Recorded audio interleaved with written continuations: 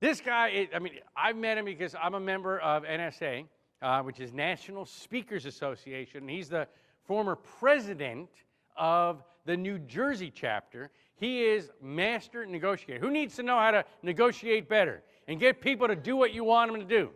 Okay, well, that's what he's going to teach you. He's internationally known, sought-after speaker.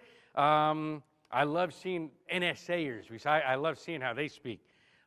Known as the master negotiator, extensive background in management and business, being a business owner since 1993. He's an author and presenter who's mastered the art of negotiating and reading body language. Now, he's going to be looking at your body and your language. So there, all right. And he's going to teach you about negotiating. Welcome, Greg Williams. All right. I love the way you run up here. It's beautiful. All right, man. Hey, Rick. Good evening. Okay, first of all, how many of you would agree if you can read body language, you can interpret what's on someone's mind? How many of you also know that you can lead people with your actions? How many of you think I'm a fantastic guy? Okay. We're going to talk about some ways that you can not only read people, but at the same time, a few quick negotiation strategies that you can employ in order to maximize any outcome that you seek during a negotiation. Nevertheless, though, as I was saying, as you're reading someone's body language, you can get insight into their mindset. And as you get insight into their mindset, one of the things that you do is glean information about them. Then what you have to do is base what you have picked up from them against future things that they say throughout a negotiation process. Are you with me? Yeah. All right. See, I like that. You guys are right on target for sure. How do you actually detect when someone is lying? Does anyone know? Their eyes, the eyes have it. Let me have a volunteer real fast, please. Thank you. That's what happens when you sit too close, okay? Come on down. And your name is? Kellyanne. Hey, Kellyanne. I'm Greg Williams. How are you doing? Very well. That's very good, Kellyanne. You feeling good today? I feel wonderful. Why are you going in circles? No. Okay. Now, did anyone observe how Kellyanne and I shook hands? You did? Okay. What did you observe? Okay, never mind. What happens in Vegas stays in Vegas? Okay. No. See, there's that handshake. Did you see that? Can everyone see that? Okay, that's a nice firm handshake. Now, one of the things I could do is to actually do one of these things, which says, I'm on top. Okay? And Kelly could go, oh, no, you're not. Exactly. Kelly could actually grab both hands. Hold on. She could do one of these things, and she'd be in a more controlling environment with both of her hands over mine. Thank you. Now, detecting lies from someone's eyes. Again, when you look at someone's eyes, you can observe in most cases, if someone is trying to recall something, they'll look up and to the left. So if you say, what did you do last night? People will go, oh, last night, and they'll go into reflective mode. If they're trying to be creative, what they'll do is look up and to the right. And it's like, so last night you were out with Jill, right? Yes. You have to question when you see someone do that. Plus that, we pick up signs all day long in any environment that we're in, and thus we don't pay attention to a lot of those. We talked about the handshake a moment ago.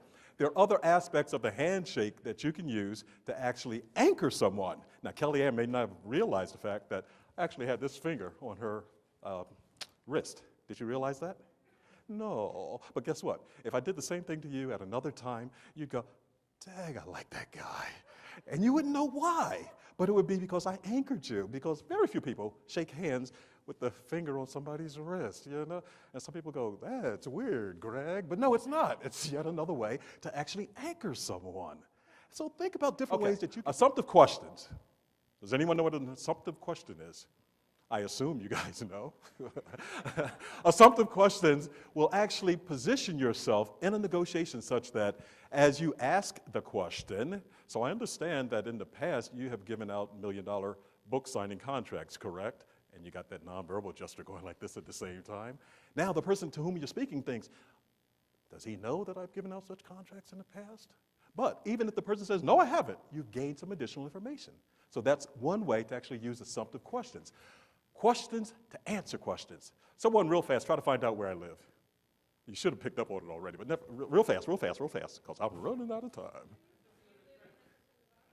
Is it interesting to know whether or not I live in Henderson, Nevada? Why?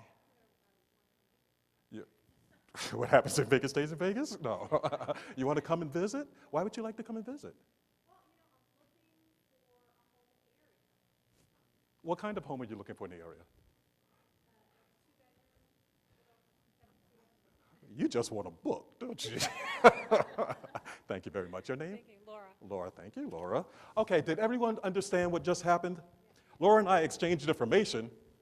I got information. Laura didn't find out anything she was really looking for from me. Again, answering questions with questions is yet another way to negotiate and gather information. Now, be careful to what degree you do so, because some people go, wait a minute, you're not answering any of my questions. You can say, you're right. Does that bother you? No. Okay, move it on.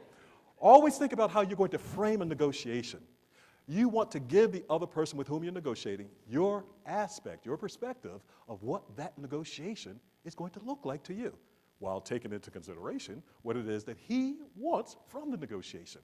As you do so, you want to put meat around the frame that you've created. If you can do so successfully, you have a much better chance of negotiating down the path upon which success lies. Now, how many of you like to negotiate and win what it is that you're shooting for? Of course, exactly. Well, there's one other thing to consider. Negotiations are very fluid. What has occurred this moment will influence what occurs the next, but it will not be the same. So by being able to be a better negotiator, you can actually learn to read body language and enhance the outcomes that you seek in life.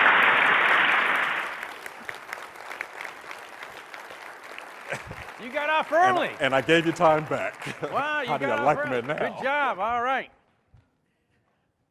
I love those ladies with a 5 and 14 and stuff like that. That was great. Now, he actually got off early, so give him a round.